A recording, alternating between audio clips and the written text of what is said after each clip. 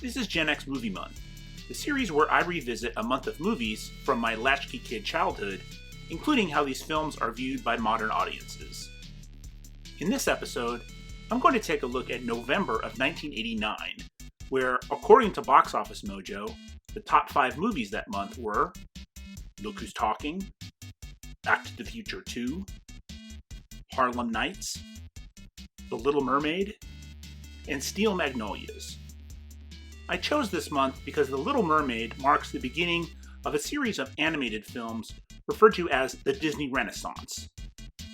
Strictly speaking, this series is about movies from my childhood, and I was 19 in my first quarter of college in November of 1989. But the cultural significance of The Little Mermaid and the Disney Renaissance are big enough deals that I'm stretching my definition of this series for this episode. Here's the Box Office Mojo chart for the month, and it's another where the data isn't quite right. For reasons I can't explain, it has data for The Bear in November of 1989, when that documentary came out the previous year. If you omit that film, you get our top 5. By 1989, movie studios had a definite release plan around the Thanksgiving holiday in the US. Notice that Steel Magnolias, The Little Mermaid, and Harlem Nights all came out on the same day, the Friday before Thanksgiving week started. Back to the Future 2 was the release they were all trying to avoid direct competition with, which came out the Wednesday immediately prior to Thanksgiving Thursday. This gave extended families plenty of diverse choices when they needed to escape each other throughout the long holiday weekend. They could all go to the movies together, even if they didn't want to go see the same thing. It's tempting to look at this table and assume that Look Who's Talking was embraced by all, given that it had the largest box office for the month. But keep in mind it was the only film on the list that was in theaters the entire month. Despite how bad a movie this is, I paid full price to see it with college friends, and it gave John Travolta's career a lifeline, while he was waiting for a full resurgence in Pulp Fiction less than 5 years later. Back to the Future 2 was polarizing among my high school friend group that I saw it with when we were all home for Thanksgiving from our freshman year of college. I liked how hard it worked to not disrupt the plotline of the first movie, despite so much of the story overlapping with the original in 1955.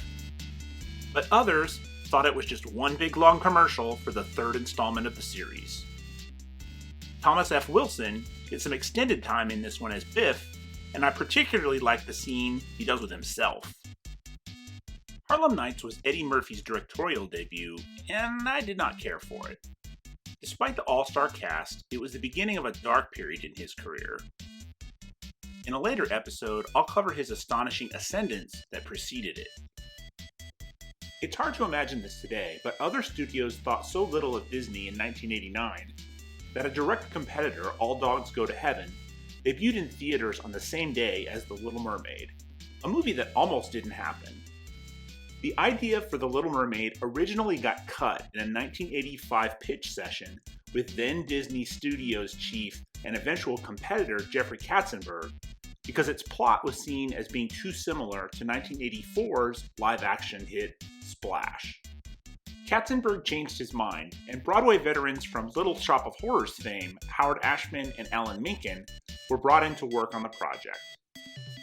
It would be the last completely hand-drawn Disney movie, and my favorite anecdote from the production, which you can read about yourself in a 2019 Variety oral history article, whose link is in the description, involves Ashman turning off all the lights in the recording studio, where Jodi Benson, now famously the voice of the titular Ariel, to get a softer performance out of Part of Your World.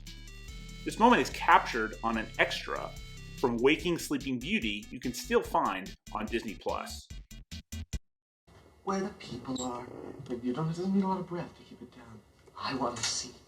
Keep it down. So not as breathy, but yet not high quality. Like you're talking right now. Yeah. Okay. I want to be where the people are. I want to see 'em dancing, walking around on those, what do you call them? Oh, feet. Katzenberg would later have to be talked out of cutting the song entirely. 2 days after winning an Oscar together for Under the Sea, and while in the middle of production for Beauty and the Beast, Ashman revealed his HIV status to Mencken, and he would pass away before its release. The closing credits to Beauty and the Beast included dedication to Howard Ashman. But The Little Mermaid isn't just about The Little Mermaid. It was the first in a series of 9 films over 11 years that used a similar style collectively referred to as the Disney Renaissance. Some would include Rescuers Down Under in this list based on when it was released, but it didn't really use the same Broadway concepts deployed by the others. These films earned about $4 billion at the box office worldwide when originally released, and were nominated for 24 Oscars. That includes Beauty and the Beast being the first animated movie to get nominated for Best Picture. Together, these films won over 11 Oscars. Most were reviewed highly by critics, and all continue to be positively reviewed by fans. 5 were adapted into full live shows that had Broadway runs and touring companies. These and more have shorter versions that get produced at every place from elementary schools to community theaters. These films form the backbone of the Disney Park experience, which is the most profitable portion of the Walt Disney Company to this day. Rides, restaurants, character greetings, parades, live shows, and of course merchandise. It would not be an understatement to say that every kid in at least the English-speaking world is familiar with at least some of these films, and they've been woven into the fabric of childhood for more than 30 years. And it all started with The Little Mermaid. Steel Magnolias has someone in it that just about every generation in your family likes. Based on the play of the same name, it was definitely marketed as a chick flick at the time, but I liked it a lot when it came around on VHS. Julia Roberts got her first Oscar nomination for it while she was still relatively unknown. That would change the following March. Rotten Tomatoes critics and fans, as well as Letterboxd reviews, all agree that Look Who's Talking was kind of meh. For the first time in this series, we have 4 movies that 80% of Rotten Tomatoes fans like. Although Harlem Nights is polarizing, given that only 27% of critics liked it. Unsurprisingly, The Little Mermaid has the highest Rotten Tomatoes score of any movie in this video series so far, at 92%. I was a little surprised to see the 63% Rotten Tomatoes critic score for Back to the Future 2. Here are 2 sample critics' reviews from the site that perhaps reveals why. If it doesn't bother you that so much of the plot parallels the original, you thought this was creative and fun. But if it felt like a rehash to you, it was a long 108 minutes. Out of the 72 modern reviews of The Little Mermaid on Rotten Tomatoes, only 6 are negative, and here are 3 of them. I get how the first one thinks it recycles tropes. I'm not sure why the second compares a mermaid movie to a desert. And I had to read the third one 3 times, and I'm still not sure I know what it means. My late millennial nephew rewatched The Little Mermaid for this episode, and what he says at the end here is a callback to All Dogs Go to Heaven having no qualms about competing directly with a Disney animated film. That would change for a long time. Music for this episode is once again provided by my brother-in-law, and unlike the powerhouse June of 1984 Billboard Top 10 in our last episode, this one is pretty dismal.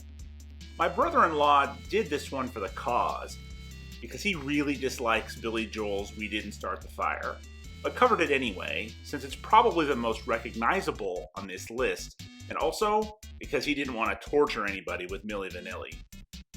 You can find more from my brother-in-law over at Spotify, where he's known as Fabric. And his style there is much hipper than when he's making background music for me.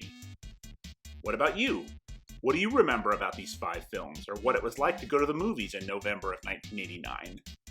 Comment below. Follow me on Instagram for episode previews and other nerdy stuff. Link in the description below. And please support the channel with a like and subscribe. That's it for this episode. Join me next time when we get into the biggest pop culture moment of my childhood, when we visit July of 1977. Thanks for watching.